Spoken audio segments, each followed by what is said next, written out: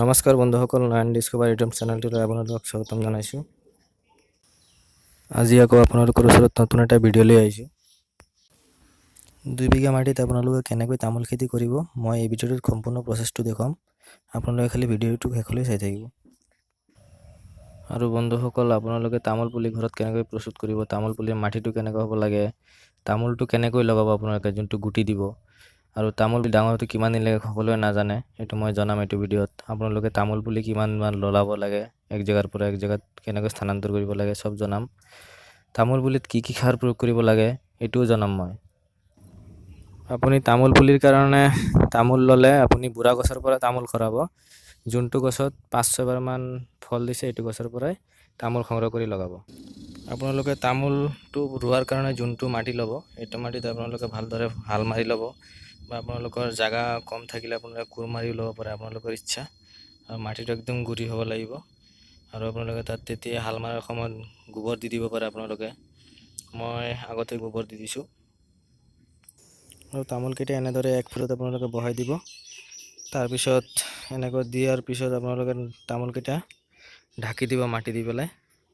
আৰু এইটো কৰিব আপোনালোকে বহাগ জেঠ আহাৰ মাহত এনেকুৱা ছিজনতে কৰিব, যোনটো ছিজনত বাৰিষাৰ ছিজনটো থাকে, তেতিয়া মানে ভাল হয়। 2-3 মাহৰ ভিতৰত গজি যাব তামোলকেইটা।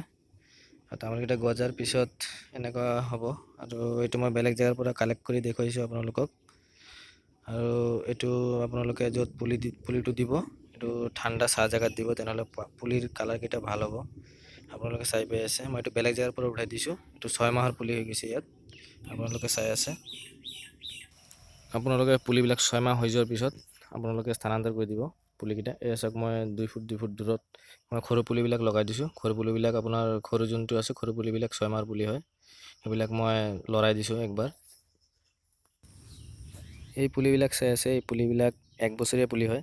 এইটো লৰোৱাৰ টাইম হৈ গৈছে। এইটো এবাৰ লৰোৱা হৈছিলে, এতিয়া আকৌ লৰাই দিম মই। ইয়াৰ জাগাটো স্থানান্তৰ কৰি দিম। আৰু আপোনালোকে নাজানে হয়তো তামোল গছৰ কলম কেনেকুৱা দিয়ে, সেইটো মই জনাই দিম এতিয়া। আপোনালোকে যেতিয়া তামোল গছটো উঠাব, তেতিয়া তামোল গছৰ যোনটো শিপা থাকে, 1-2টা শিপা কাটি দিব। তেতিয়া এইটোকে মানে তামোল গছৰ কলম দিয়া বুলি কয়। যিমানবাৰ লৰাব ইমানবাৰ কলম দিয়া হয় গছটো। আৰু কলম দিনে যেনেকুৱা সৰু থাকোঁতে কোনো এটা গছে ফল দি দিয়ে, এনেকুৱা তামোল গছেও মানে বেছি দীঘল হৈ নাথাকে, আপোনাৰ সৰু থাকোঁতেই মানে ফল দিব। আৰু তামোল গছটো এনে মানে বেছি দীঘল হৈ নাথাকে। ধৰি লওক মই এটা এক্সাম্পল হিচাপত কৈছোঁ, ধৰক 5 বছৰত কোনো এটা গছ 10 ফুট হৈ পিছত ফল দিয়ে। এটা বস্তু মনত ৰাখিব, এইটো যেনেকুৱা কলম দি দিলে আপোনালোকে গছটো 5 বছৰত 8 ফুটতে ফল দিয়ে। খালি তামোল গছৰ 1-2টা শিপা কাটি দিব। আৰু এই লৰোৱাৰ প্ৰচেছটো মানে স্থানান্তৰ কৰাৰ প্ৰচেছটো আপোনালোকে 2 বছৰৰ ভিতৰত শেষ কৰি দিব। কাৰণ আপোনাৰ 2.5 বছৰ 3 বছৰৰ ভিতৰত গছটো মানে পাৰ্মানেণ্ট হিচাপত এক জেগাত লগাই দিব, তেতিয়াহ'লে ভাল হ'ব। আৰু তামোল গছৰ কেনেকৈ কলম দিব লাগে আপোনালোকক দেখুৱালোঁ। আৰু আপোনালোকে কেনেকৈ কৰি তামোল গছৰ কলম দিব পাৰে। আৰু যিমান গছটো মানে লৰাই দিব, গছৰ স্বাস্থ্যটো ইমানেই ভাল হ'ব। আৰু আপোনালোক এতিয়া কেনেকৈ গাঁঠিটো ঘন হয় এইটো মই দেখুৱাম এটা গছত লৈ পেলাই। এইটো গছটো চাইছে, এই গছটো 3 বছৰীয়া হৈ গ'ল। এইটো চাওক, এইটো স্থানান্তৰ কৰি একদম ফিক্সড কৰি লগাই দিয়া হৈছে। এইটোৰ গাঁঠিটো চাওকচোন কিমান ঘন হৈছে। আৰু তামোল গছৰ কাণ্ডটো যেতিয়া এবাৰ মাটিৰ ওপৰত আহি যাব, তেতিয়া আপোনাৰ 2 বছৰৰ ভিতৰতে আপোনাৰ 6 ফুটমান হৈ যাব কাণ্ডটো। 1 বছৰত আপোনাৰ 3 ফুটকৈ বাঢ়ি যাব। আপোনাৰ 2 বছৰত ধৰক ভাল খাৰুৱা মাটি হ'লে আপোনাৰ 6 ফুটমান বাঢ়ি যাব। আৰু কিছুমান মানুহে কৈ দিয়ে যে 4 বছৰ আৰু 4.5 বছৰত বোলে তামোল গছে ফল দি দিয়ে। এইটো মিছা কথা হয়, কাৰণ তামোলৰ পুলি উঠাওঁতে 2 বছৰ গুচি যায়। 4 বছৰত কেনেকৈ ফল দিব?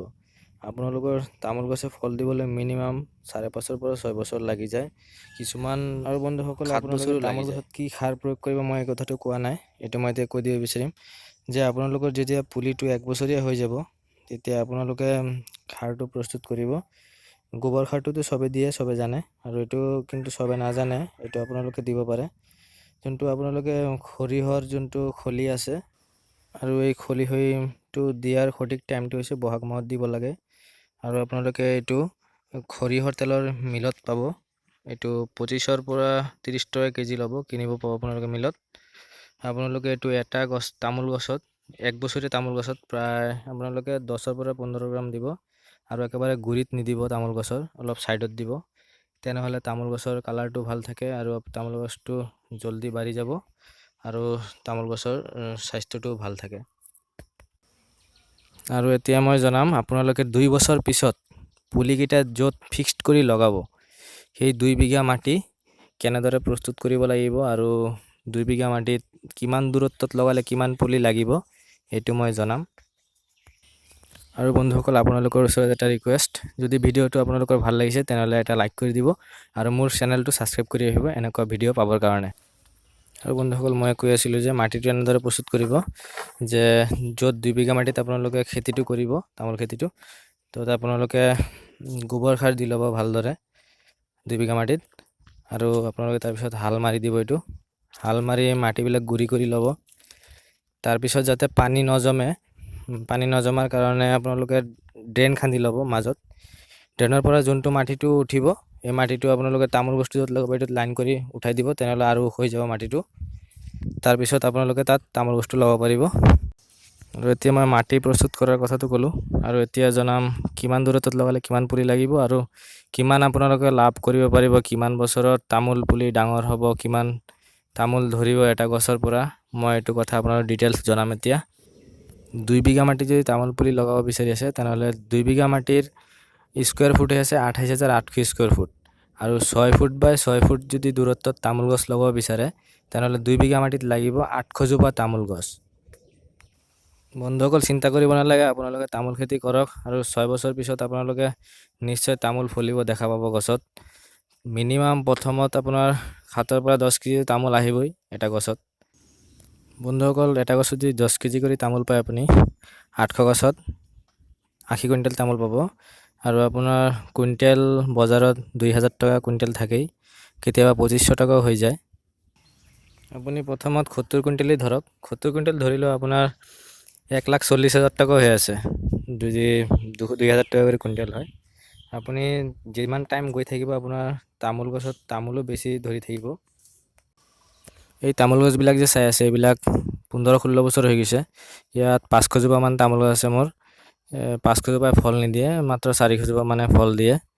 আৰু ইয়াত প্ৰায় প্ৰত্যেক বছৰ আপোনাৰ 15ৰ পৰা 20 কেজিমান ফল দিয়ে কিছুমান গছে, এনেকুৱা গছো আছে ইয়াত। আৰু আপোনালোকেও তামোল খেতি কৰক, তামোল খেতিত ইমান কষ্ট নাই। 2 বছৰ মাত্ৰ পুলি থাকোঁতে কষ্ট হয়, পিছত এবাৰ তামোল গছ লগাই দিয়াৰ পিছত আৰু কষ্ট নহয়। আৰু বছৰে বছৰে আপোনাৰ তামোলৰ ফলনটো বাঢ়ি থাকে, কমি নাযায়।